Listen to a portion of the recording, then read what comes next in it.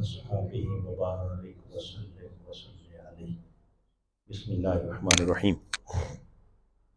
تو حاضرین محترم، میں یہ عرض کر رہا تھا کہ اصل بادشاہی کس کے ہاتھ میں ہے؟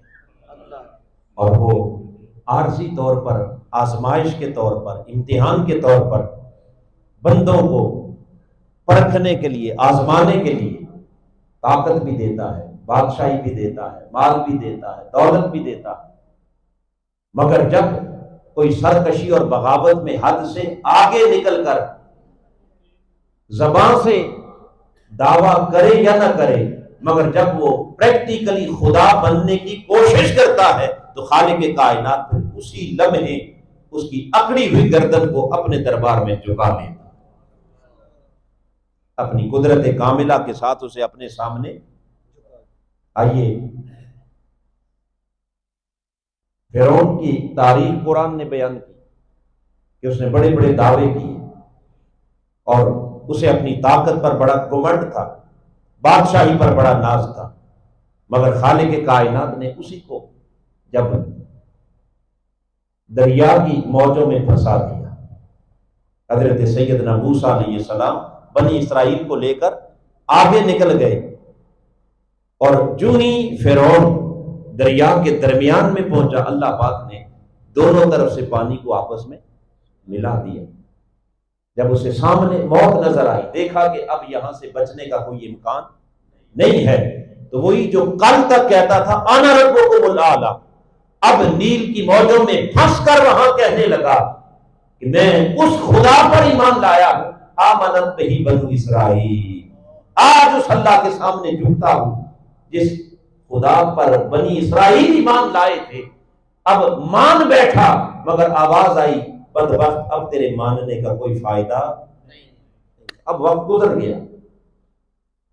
ماننا اس وقت تھا جب تجھے تخت دیا، تاج دیا، بادشاہی دی، طاقت دی، صدرت دی، تب تو خدا کے نظام قدرت کے خلاف بغاوت کر رہا تھا۔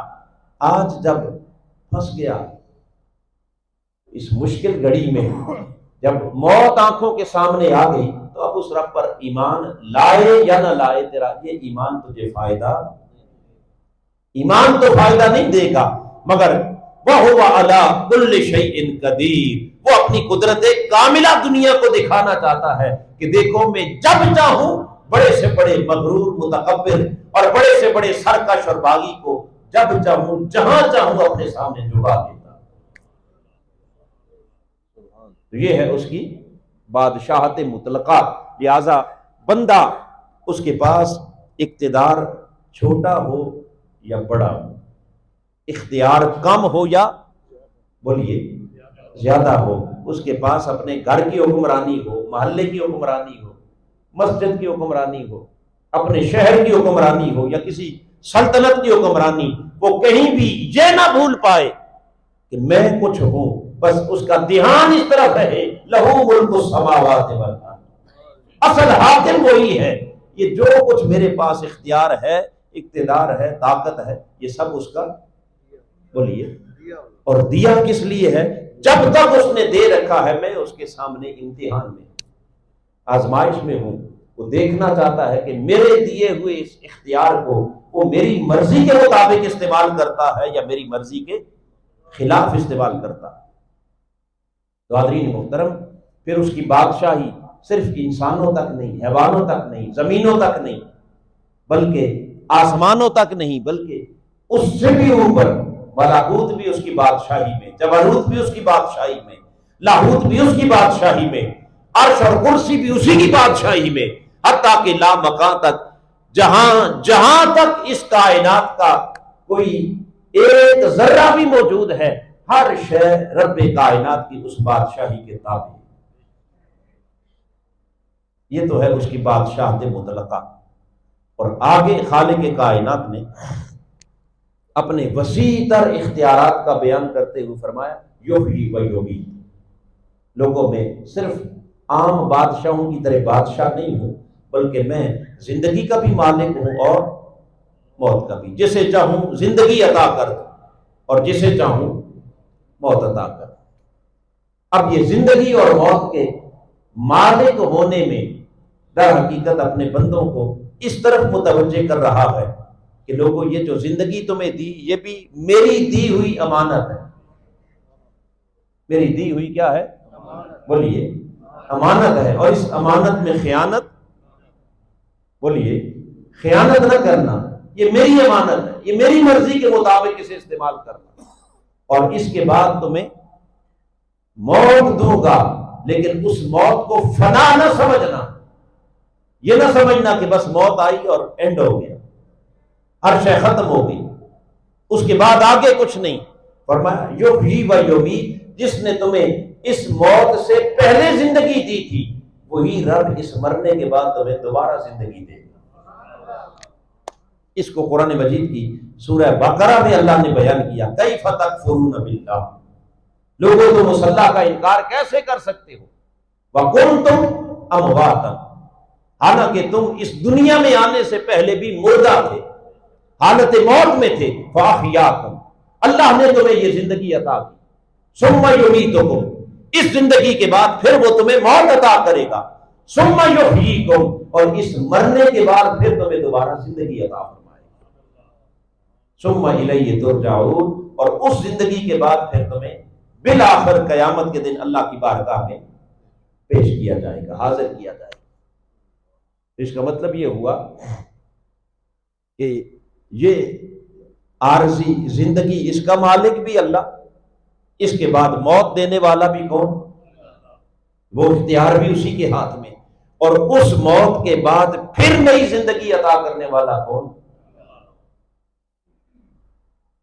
تاکہ انسان کا دھیان اس طرف رہے کہ اس موت کے بعد میرا اختتام نہیں، میرا خاتمہ نہیں، بلکہ اس کے بعد ایک آگے آنے والی بھی زندگی ہے جو اللہ کے اختیار میں ہے، اس کے دست تصرف میں ہے. اور اسی زندگی کے بارے میں حضرت سیدنا ابراہیم علیہ السلام نے اور حضرت سیدنا ابراہیم علیہ السلام نے بھی اللہ کی بارگاہ میں سوال کیا، اور حضرت سیدنا عزیر علیہ السلام نے بھی اللہ کی بارگاہ میں سوال کیا.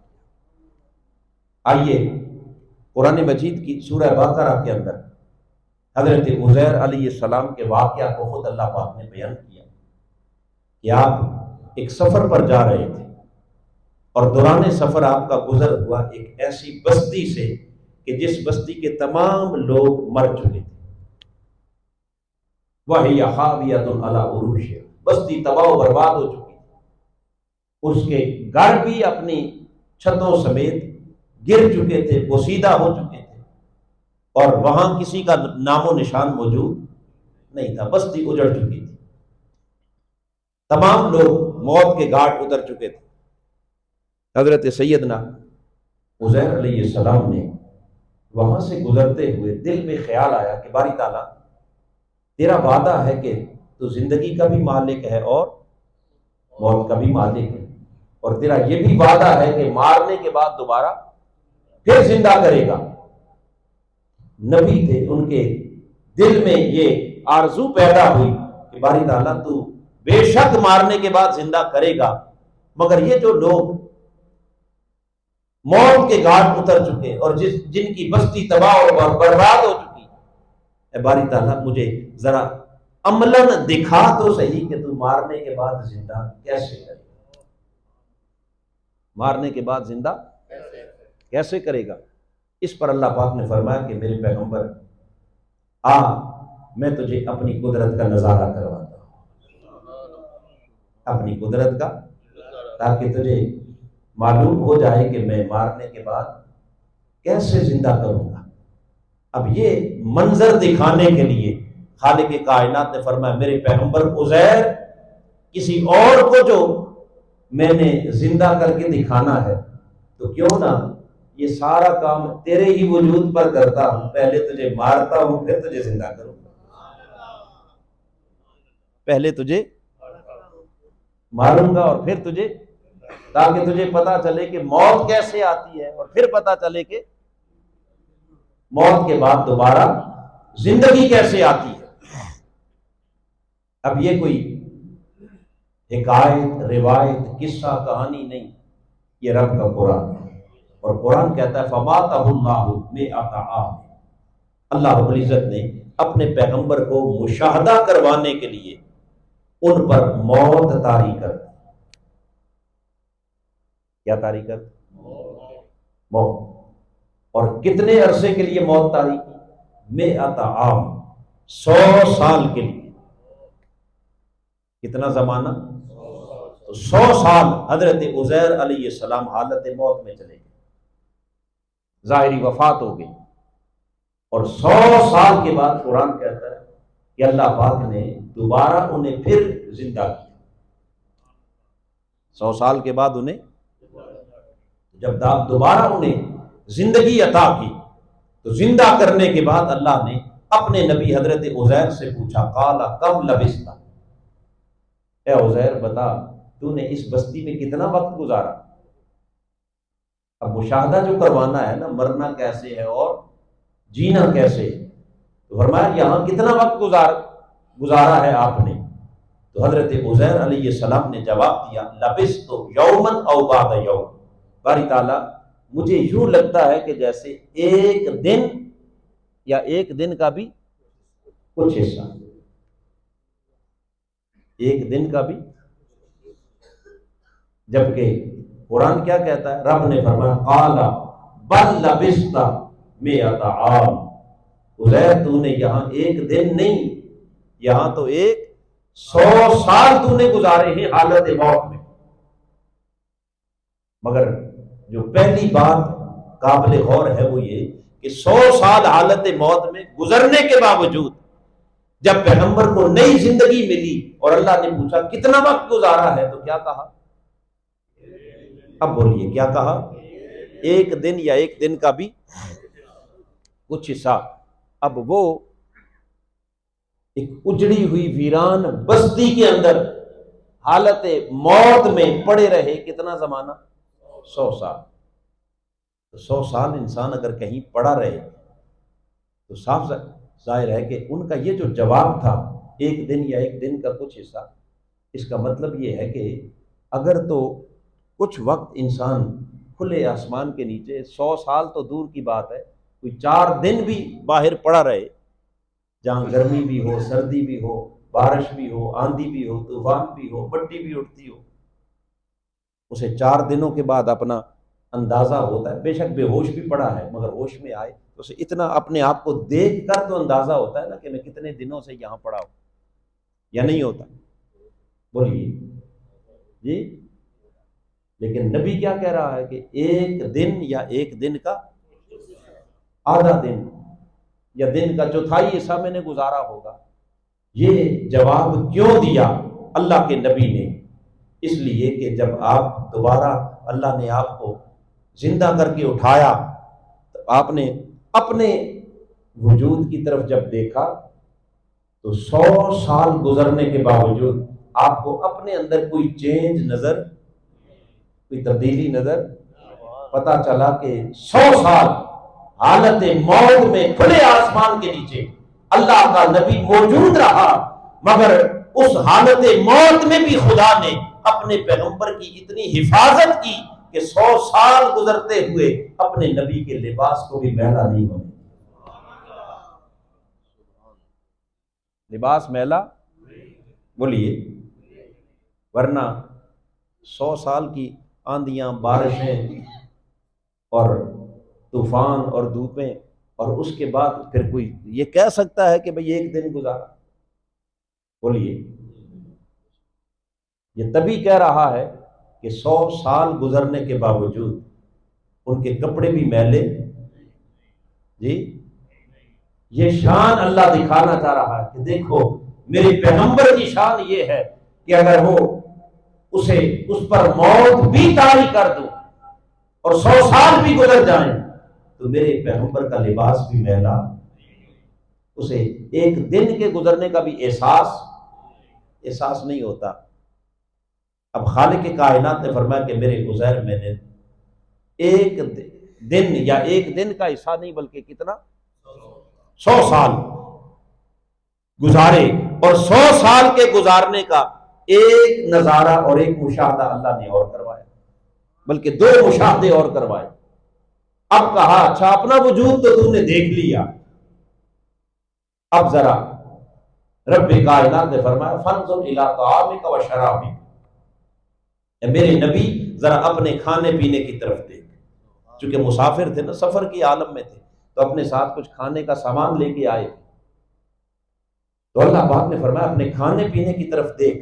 جب انہوں نے کھانا پینا اپنا کھول کے دیکھا تو کہنے لگے قال فانظر الی طعامک و شرابک لم یتسنہ.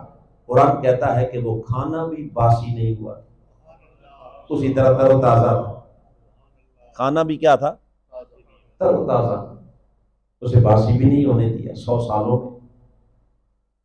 نبی اور حیران ہو گیا کہ باری تعالیٰ 100 سال گزرے، کھانا بھی تر و تازہ ہے.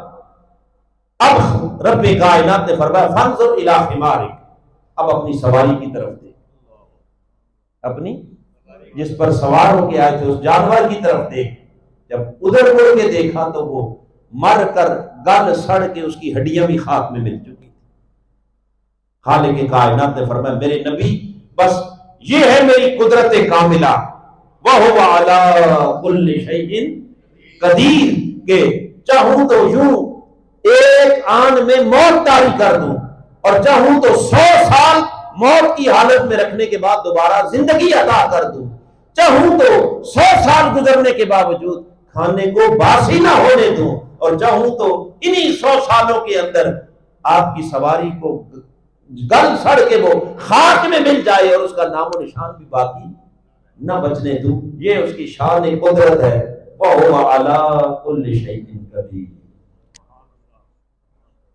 یہ وہ زندگی کا بھی مالک ہے. اور بولیے، اور اس کے اندر ایک خاص لطیف نکتہ یہ بھی ہے کہ زندگی اور موت کے مالک ہونے کا معنی یہ ہے کہ اللہ پاک چاہے کسی کو زندہ رکھنا چاہے تو اسے مار کوئی نہیں سکتا، اور جسے مارنا چاہے اسے، اب بولیے، اسے بچا کوئی نہیں سکتا. جس کی زندگی کی اللہ حفاظت کرنا چاہے اسے کوئی مار نہیں سکتا. جہاں زندگی کے سرے سے اسباب ہی نہ ہوں وہاں بھی وہ چاہے تو یحیی، اور جہاں مرنے کا امکان ہی کوئی نہ ہو وہاں بھی وہ چاہے تو ویمیت، مار سکتا ہے. آئیے پہلی مثال جس کو قرآن نے بیان کیا، اصحاب کہف.